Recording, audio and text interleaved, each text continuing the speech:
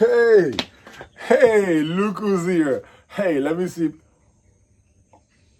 a bit of water before we're going to start, and boom! Welcome everyone to our first episode right here, Live to Learn to Live channel. Let me go straight to the point. A lot of you might wonder what this guy is doing in the middle of a subtropical jungle right now in this 21st modern century. The reasons are actually a lot, the motives even more. But let me try to cut it short and reframe the whole journey that eventually brought me here. So first of all, I was not born and raised in Ghana.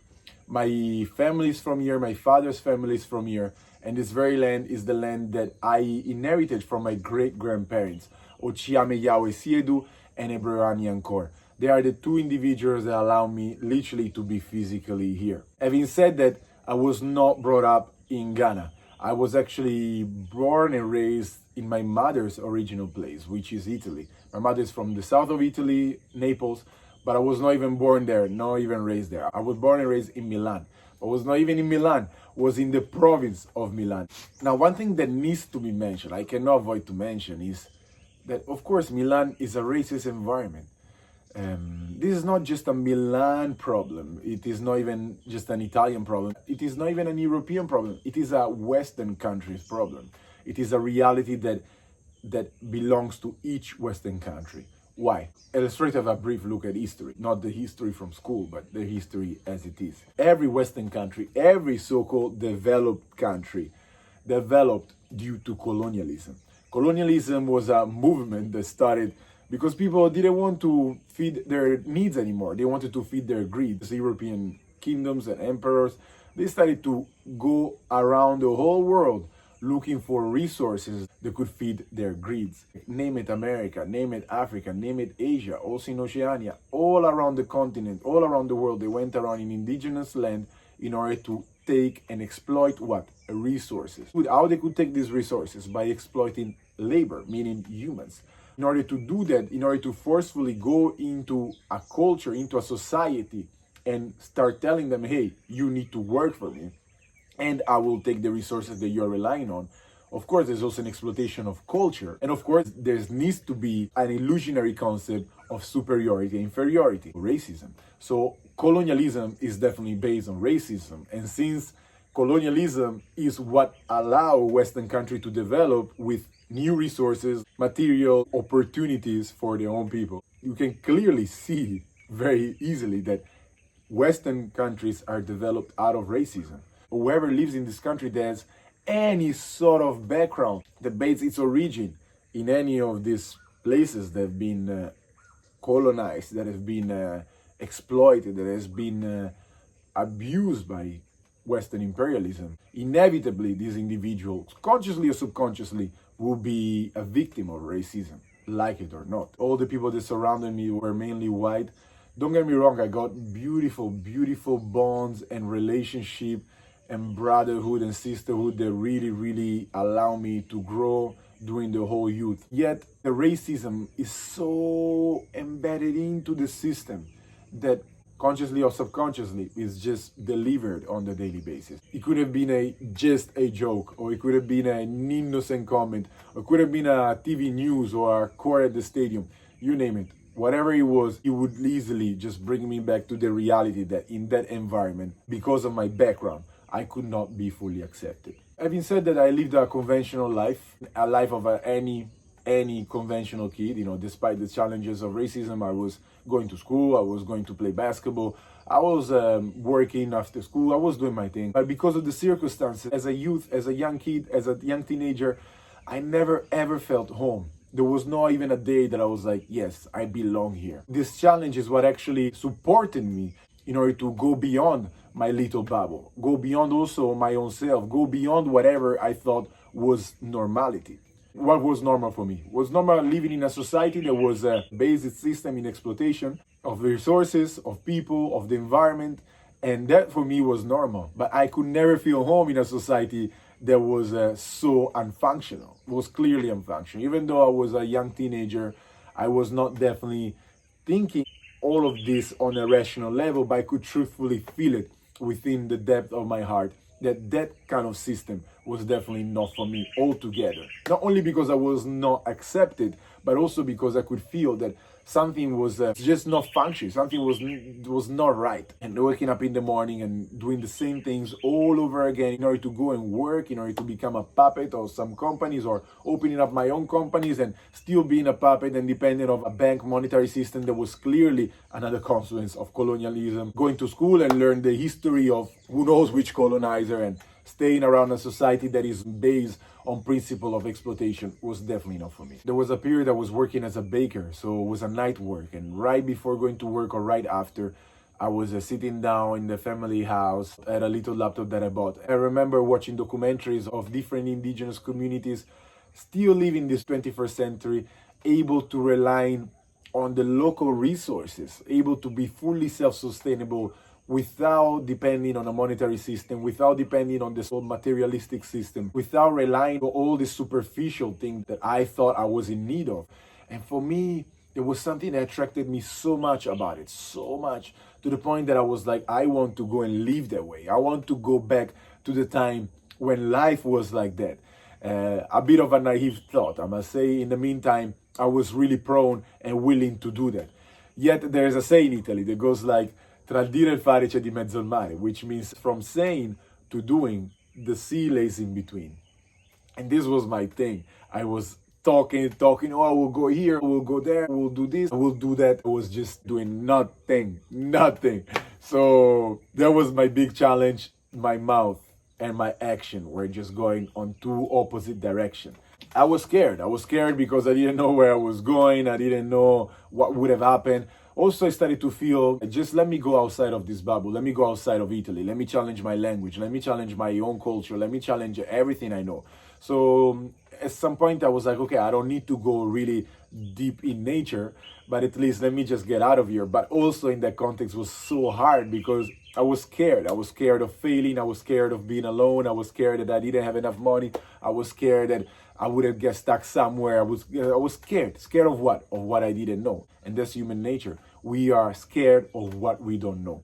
So at some point one day, I found an advertisement about becoming an animator. Now, for those who don't know, in a hotel or in a big resort, there is a group of people that entertains the guests by organizing beach volleyball tournament or football tournament or theater at night, musical in the evening. It was an entertaining company.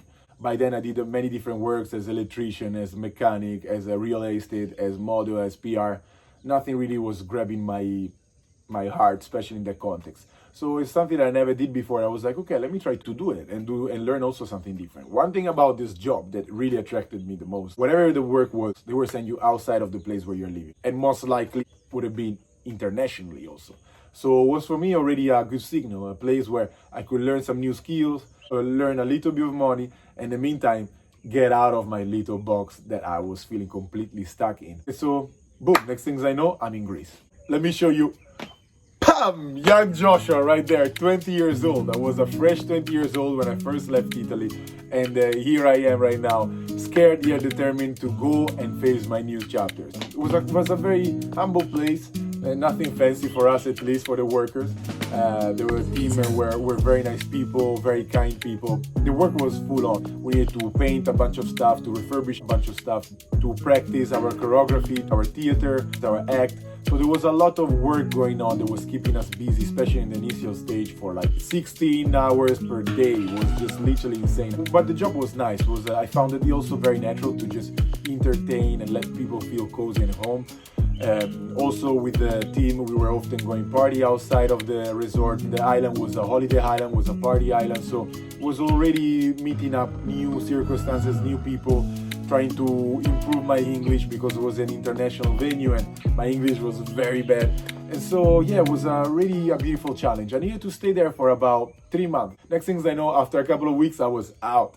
Unfortunately, another bubble, even more restricted bubble than what I left in Italy, got created in that little resort. And certain dynamics played and was something that I was not feeling at ease with. I also was once again the only person of color, and within the restricted environment, I was not feeling I was in the place where I should have been. But the chapter was definitely what I truthfully needed in order to create my single first important step. And that's what a lot of changes are about. Changes are not about boom, boom. Changes often are about one step. You just need to do one step outside of your box. When I left Italy, I left with 50 euros, believe it or not, in my pocket. And I still had these 50 euros because, of course, it was an all-inclusive experience once I was there. I was like, where can I go? Back to Italy? I was like, no way. I had a sister living in London, and I asked her, hey, is it okay if I come there? She was like, yeah, Josh, come over. So next things I know, I booked my flight to London. I landed there with 25 pounds, and a whole new adventure starts. I went to my sister's place, and she told me, all I can give you is a floor, a roof, and that's what she gave me. That's what she helped me incredibly a lot with. I was going to central of London looking for a job, making phone calls. Just after a few days, even though my very challenged English, I managed to find a job in a place called Abercrombie Fitch. Ah! Can you imagine? This guy living in the bush used to work for a place like that. So I want to share this story because it really shows and portrays that it was just another conventional path that eventually led an individual to the roots of nature. So yeah, I think it was worth sharing. So let me go back to this story. This company was selling clothing, but they were not doing advertisement outside of the shop. They were doing inside the shop. So my job was as a model, just standing there and greeting customers. What a nonsense. It was such a boring job. One of the most boring job I ever did in my whole life. Yet, what I really enjoyed about the context were my co-workers. They were all around my age and especially from all over the world. To meet up people with African heritage also was so refreshing. People with so many different backgrounds also mixed was to me very, very important and very empowering also to experience. I create a lot of bonds also with people from Italy that were also migrated in London. So there was a whole vibe. I didn't take long in order to move out of my sister's place and find my own flat somewhere around East London and then Central London and so on. I got into mixed martial art. I was training as much as possible in order to increase my skills. Was something that I really loved because of the open-mindedness that is needed in order to embrace such a art. And on top of it, the people that I was working with were actually models, dancers, and actors, and they were dropping parties every weekend. And as for me, I never liked alcohol or drugs. So what I really needed to have in order to enjoy in a party was the right beat, the right people, and the right context. And to my young self, London had that every weekend.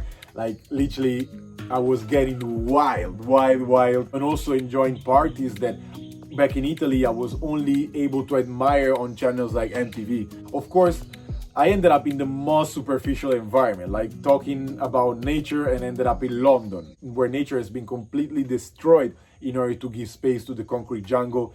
Working in an environment where I was literally selling consumerism, promoting superficialism, where everything was about aesthetic.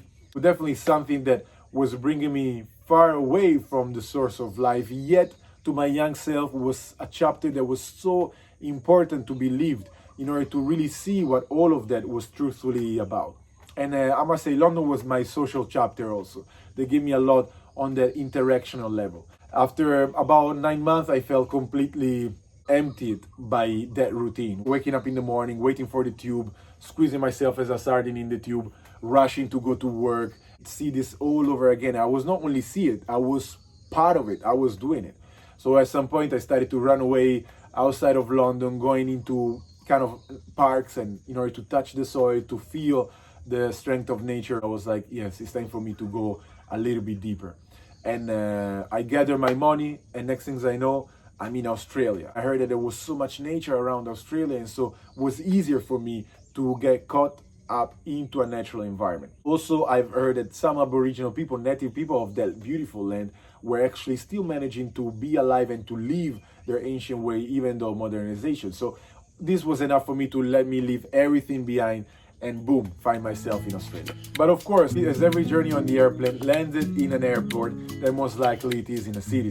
So here I am in another city called Brisbane. What I remember was the heat. The heat was so beautiful. Finally, after almost a year in London, I was so needed to feel that sun. And but also I remember to be quite shocked to see how much nature the city had. It was definitely something I was not used to embrace in a city environment.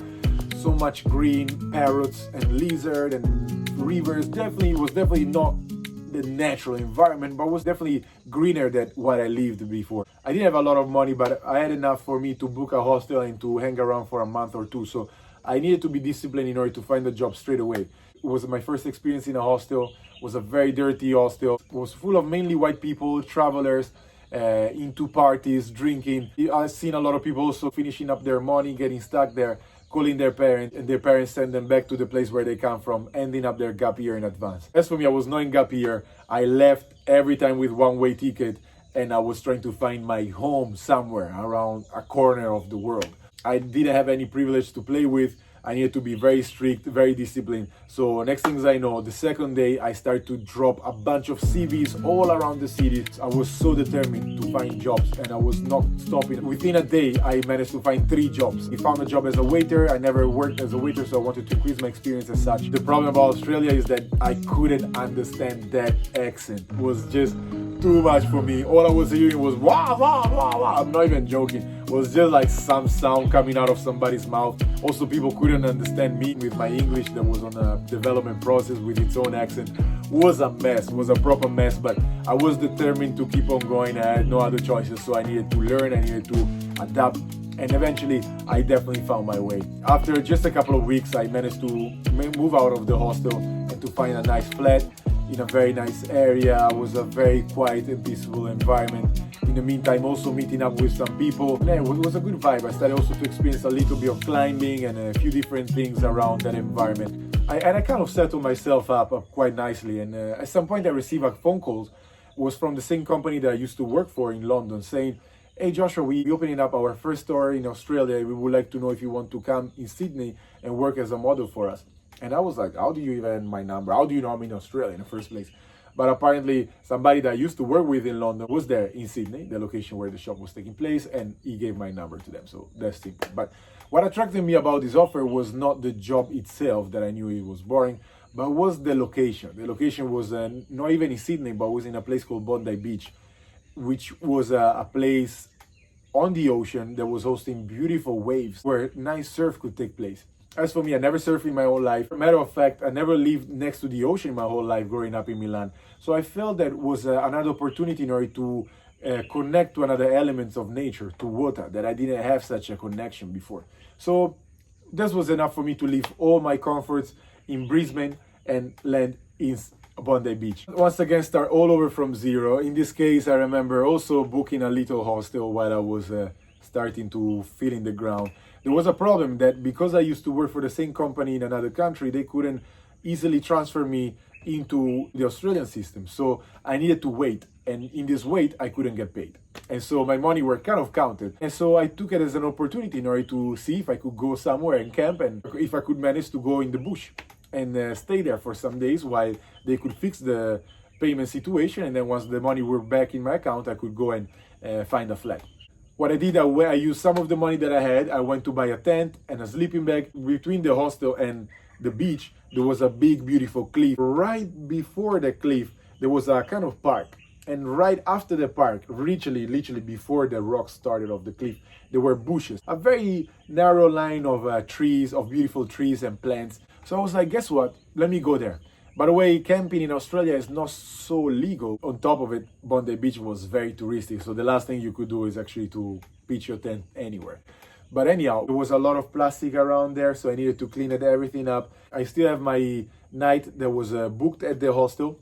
Yet I was like, let me just spend the night here and feel and see if I can manage in this environment. So I remember pitching the tent. And I was facing the ocean and the sounds of the waves. The moon was up reflecting on the water.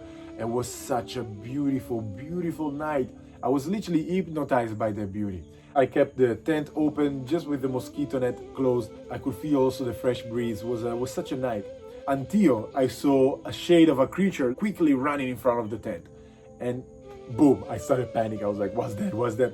I heard of dingoes, which are like wild dogs that I heard they could be dangerous, but I didn't know much about it. But to me, I was in danger. I was like, what's going on? What's going on? And I felt so vulnerable that I started to panic so much, like literally.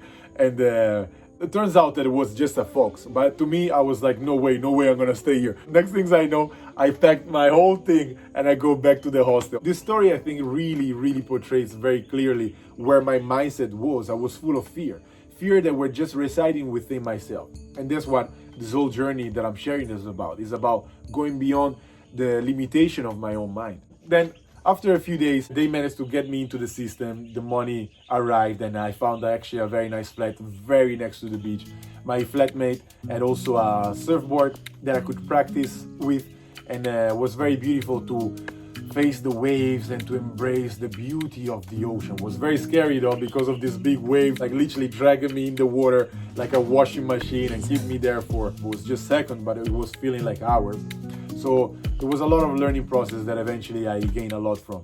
Then also getting to know my co-workers, but differently than London this time, we didn't only party, we also went and explored the beauty of the natural environment. I remember ending up in this beautiful untouched area, quite far away from Sydney actually. Wow, the beauty, waterfall, streams, and then swimming, and then hiking, and then big rocks and big cliffs was just wow. It was so mind-blowing for a young kid like myself. I was by then I was 21 years old, and experiencing that type of beauty was for me, wow, unbelievable. Then of course also exploring the party scene with the same people, which was a bit milder than London. It was more about drinking beer and getting drunk, stuff that I didn't enjoy, but I enjoyed the company of my workmates. I was working with people that also were into martial arts, so training together, sparring together, getting our skills higher every other session was a very beautiful way to connect to each other. I also started to settle in that environment, yet there was still something missing. I needed to experience more about nature. I needed to place my hands more in the soil. How to do that? Where to find also the courage or the path or the safe path to my scared self to do that.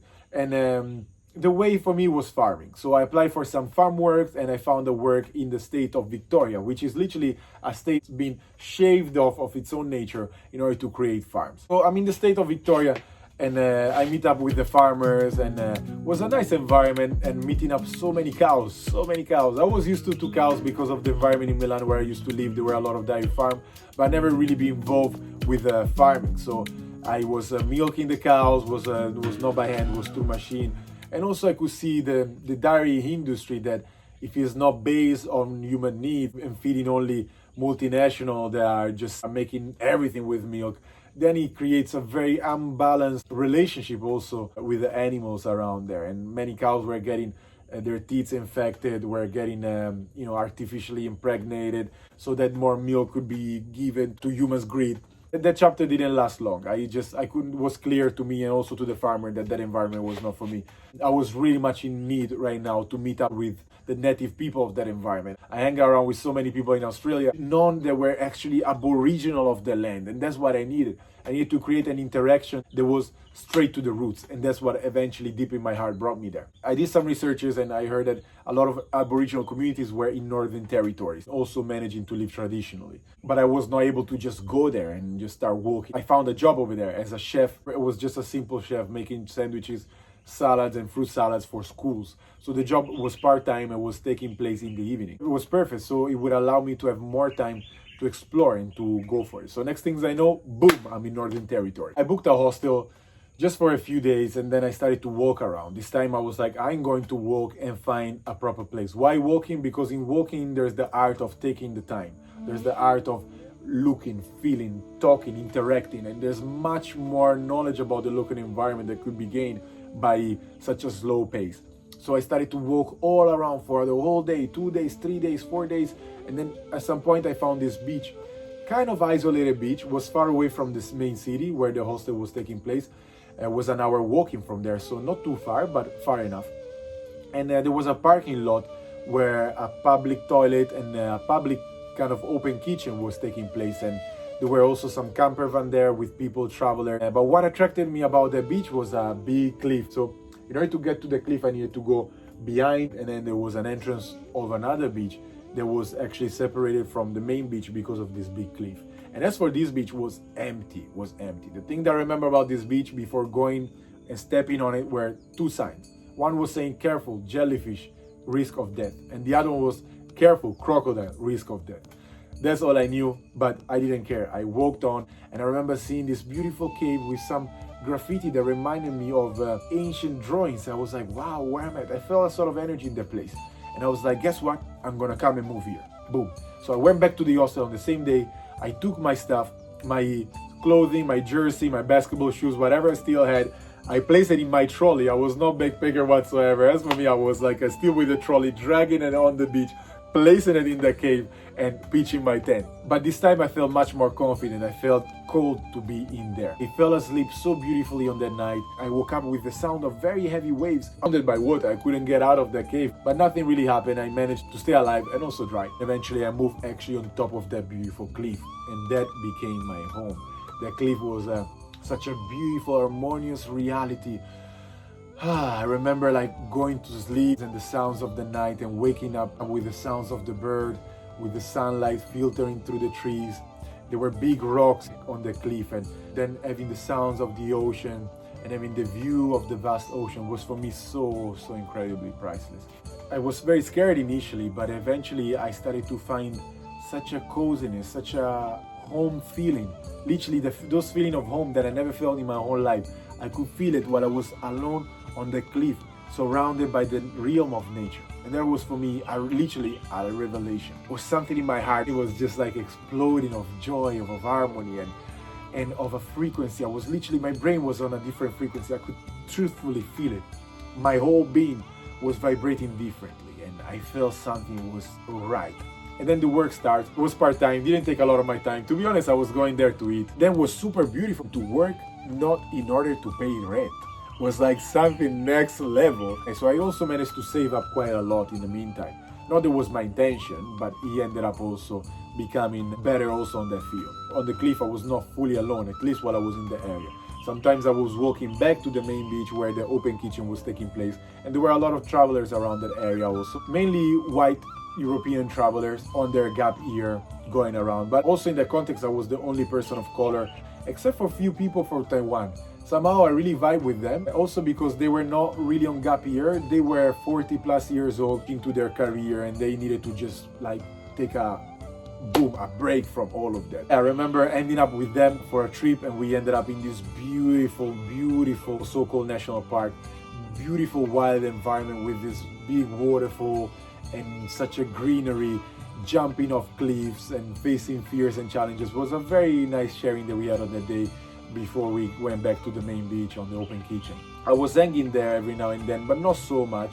But when I was going there, it was nice talks, nice exchanges. Bottom line, I could only share as much because in the end I could truthfully feel that our background and also motives of why we were there were kind of different. But the people that I truthfully connected the most with were these beautiful, dark looking people that one day I saw sitting far away on the corner of the beach under the beautiful shade of a tree. So on the day, I remember as soon as I saw these people, whatever conversation I was on the open kitchen, I just left it very instinctively and I started to walk towards this group. As I got closer, they saw me interested. They greeted me and I greeted back. They were like, "Hey brother, where are you from?"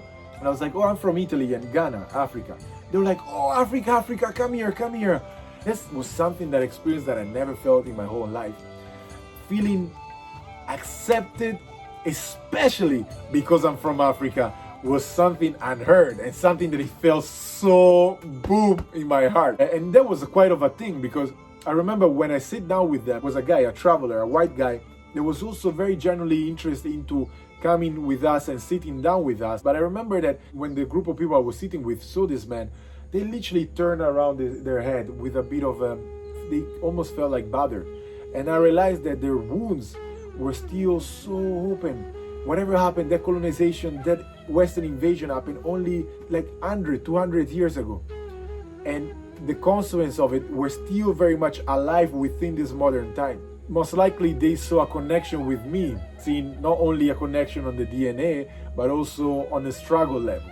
And for me, feeling privileged actually for the first time because I'm coming from Africa was something so beautiful to experience. As I sit down with them, I inevitably saw a big hill, like this big, made out of beer can. Indeed, this group of people that were, by the way, a family, were quite drunk. Some of them more drunk than others. And that was the very delicate topic that I got to know on that day, that I got to embrace also on that day. Somebody can easily go there and be like, okay, these people are drunk, finish. No, that drunkenness is a consequence of something. And that cause happened very recently. Imagine you living in your nice house, and at some point somebody just breaks through the door, start to, just without any reason, shoot at your grandfather, rape your grandmother, kill your father, maybe stealing your brothers and sisters, and leaving you there alone in a demolished house full of blood. What would you do? That's literally what's happening in the land just some years ago. And the consequences of that invasion, of that genocide, are still going on nowadays in this 21st century through what we call modernization, urbanization. And the only thing that they give you is a bottle of alcohol. So what would you do? Yet on the day, it was a beautiful day, they decided of going outside of their reservation in order to reconnect to the very land where their family used to hang, where their family used to relax, where their family used to go and fish, where they used to go and hunt. And as a naive, also cocky self, I asked them, but why don't you go and fish? Why don't you go and hunt? Why are you sitting down waiting for somebody else to give you something instead of taking it yourself as you used to? And they told me, which fish? All the fish is taken by those big boats. And which hunt? All the places where we used to hunt are now taken over by shopping malls where we are not even welcome to go in or not even to work in. Which reality are you talking about? And that was for me a slap that I received on my face that was so incredibly needed. It also made me land on a world of realism. And then those same people that came and destroyed everything and killed everything will come back to you after having given you the nice bottle of alcohol and telling you, oh, apologizes. So let me build a new house for you. And also let me give you some money. Pretty much they give you whatever you didn't need, whatever your culture was not even concerned about. That's all they can give you. In the meantime, they don't even allow you to be fully integrated in this new modern culture because of racial behavior that are always going on. So how would you be able to function in your own land? In the land that, as they used to say, we don't own the land, we belong to this land. How would you be able to function? Well, we can clearly see the injustice that took place, the same injustice that took place all over the world, in every indigenous land in the world. We all live a lifestyle that is the bio product. All the luxuriousness, all the comforts, all this housing, cars, and all made with resources that are coming from the colonial time. All made with dead resources. How can we live an ethical life if we're still relying on a system that is not ethical in the first place? So there was a lot to digest on the day. It was definitely a lot to digest on the day to my young self. The only thing I knew is that I couldn't go back to the open kitchen gang so easily. Talking about, life while we were ignoring what actually happened in that context where we were actually talking. I went back to the cliff with a heavy mind, with a full-filled heart, because the family gave me a lot just by accepting me there, just by talking to me, just by teaching me so much, and also by slapping me on the face with the answer that they gave me. In the meantime, I was willing even to change more my behavior, change more my way of living, but things generally are not changing completely from a conversation to another. So I knew that more steps needed to be taken. So I started by keep on being more determined to live that life, to absorb that ancient vibrational reality that has surrounded me, absorbing more from the elements that are talking very loud about that ancient way of ancient life. As the day passed, I remember one particular day. I woke up in the morning with the beautiful sounds of the bird and the gentleness of the waves. And I opened my eyes and I went stretching on top of the stretch. I can feel it right now. Aish. Yes, let me stretch. Yeah. Yes, thank you. I was stretching on top of a rock and I could see with my sleepy eyes a figure of a beautiful, dark-looking man with a spear on his hand, fishing in the middle of the low tide in the ocean. I was like, in order to get to him, I needed to go to the main beach. So I rushed. As soon as I got closer to the main beach, I could smell firewood. And there was this lady turning on a fire. And she saw me very much interested and she greeted me. I said, oh, come here. So we introduced each other and I asked her, what are you doing? And she was like, oh, I'm preparing the fire because my brother is there fishing. We're about to have some nice natural meal here. You can come and eat with us. I was like, No way. Look, in the meantime, my other brother is there picking up some more firewood. You can go there and help him out. And was such a beautiful man with this deep voice. While we were collecting the firewood, he was just telling me, do you know this plant? No, of course. I was like, oh, this is actually very good for cough. Or this one is good for fever. Or this is good for this allergy. And this one is actually good for spices. And I was like, what? Whatever for me was just a bush, was just a beach, was pretty much was a grocery shop. And I was completely unaware of it, and I was completely amazed by the amount of knowledge that this man had. He was a kind of old man, around 50 years old plus. It was such a blessed. I was so blessed and honored to have the opportunity to be with them. Next things I know, the man in the middle of the ocean catches the fish, and I was so shocked. I could see with my own eyes. So then he came back to the beach.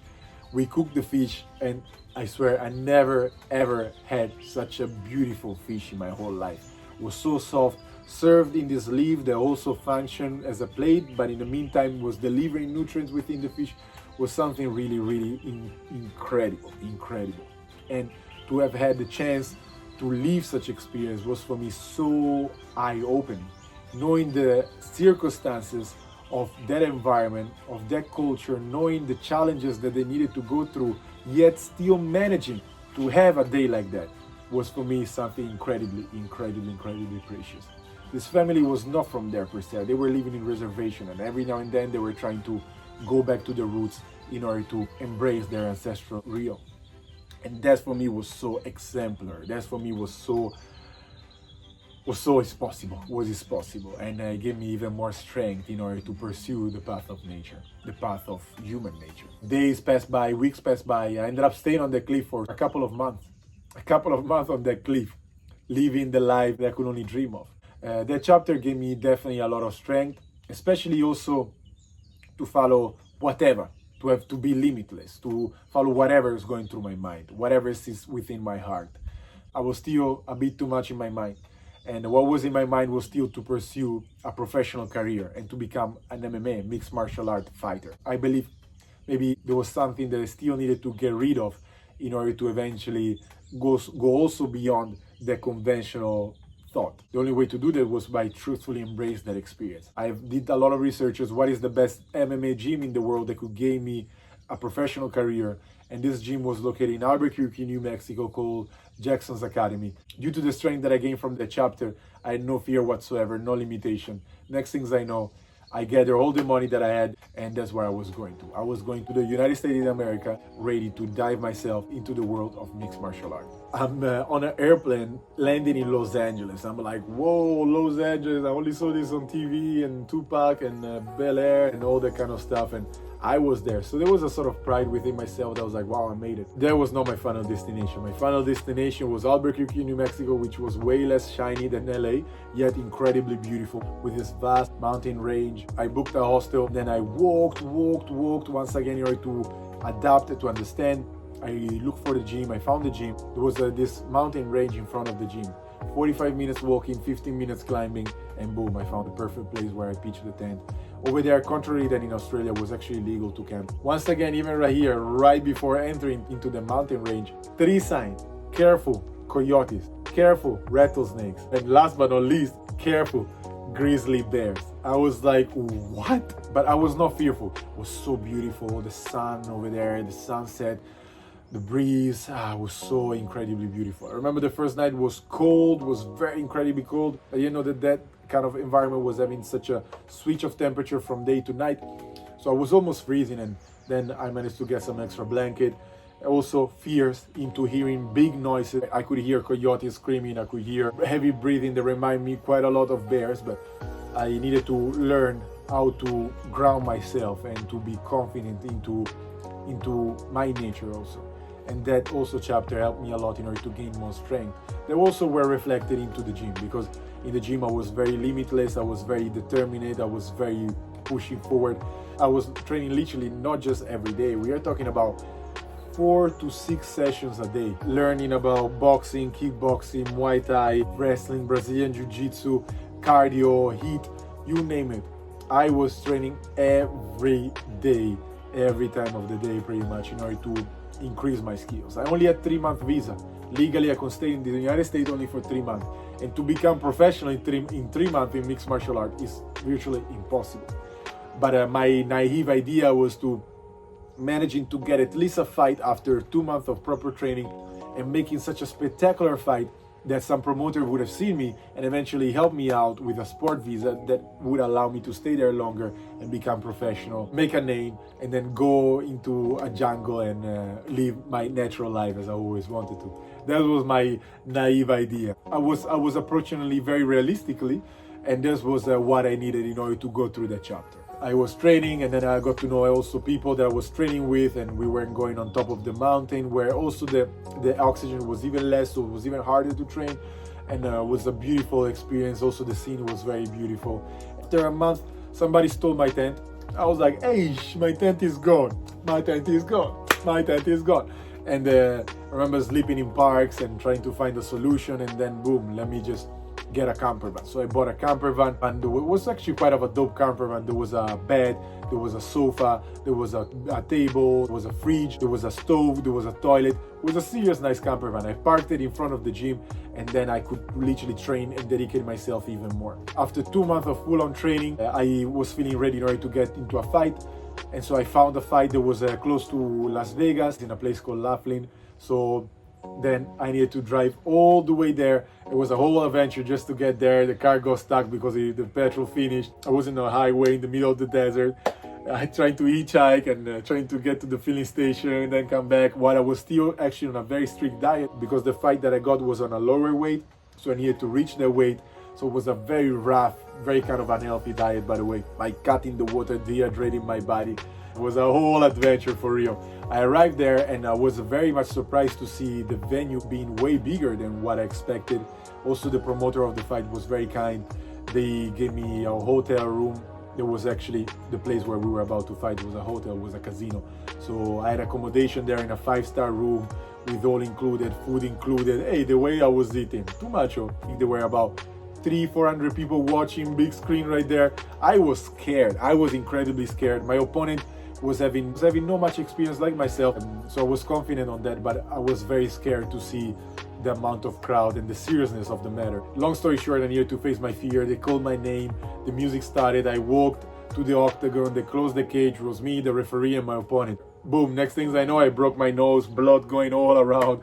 I was like, I was out of the fight. I was even wondering why I was doing that. I would never do it again. And then boom, something brought me back into the fight. I concentrate and I see his movement. He lost his balance. Then I reach him with a uppercut, and then I finished the fight with a TKO. It was such a beautiful moment. Everybody was cheering up, and it was so satisfying for me. Not only to win the fight, but especially to go through my fears. I was not fighting any opponent. I was fighting myself.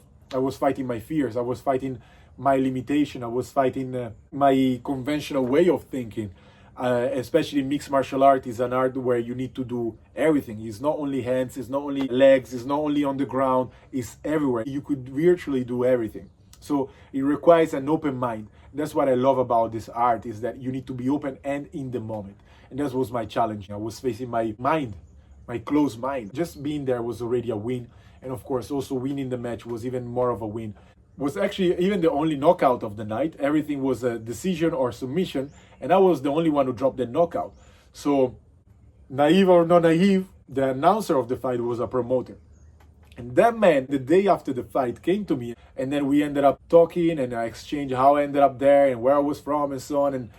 And you got very much interested. It was like, I'm linked to a gym in Sacramento, which is quite of a professional gym, where the Diaz brothers were training, which are quite of a big name around the MMA industry. He was like, I can hook you up with a gym and also help you out with an accommodation while trying to sort out something for your visa. I was like, no way. I was like, no way. How life works can be so mysterious.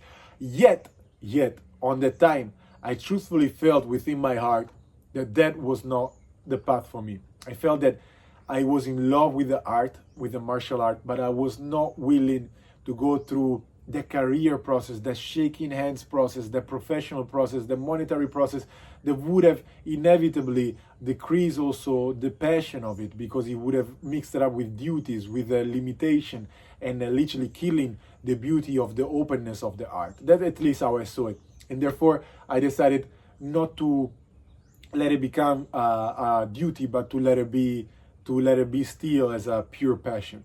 So I declined this offer. I decided to find my way to Los Angeles, where an old brother from another mother that I met in London was staying. He was leaving. So I parked my camper van in front of the house where he was living, and I started to try to sell the camper van. My money were finished. I was actually going stealing bagels in different shops in order to manage to eat.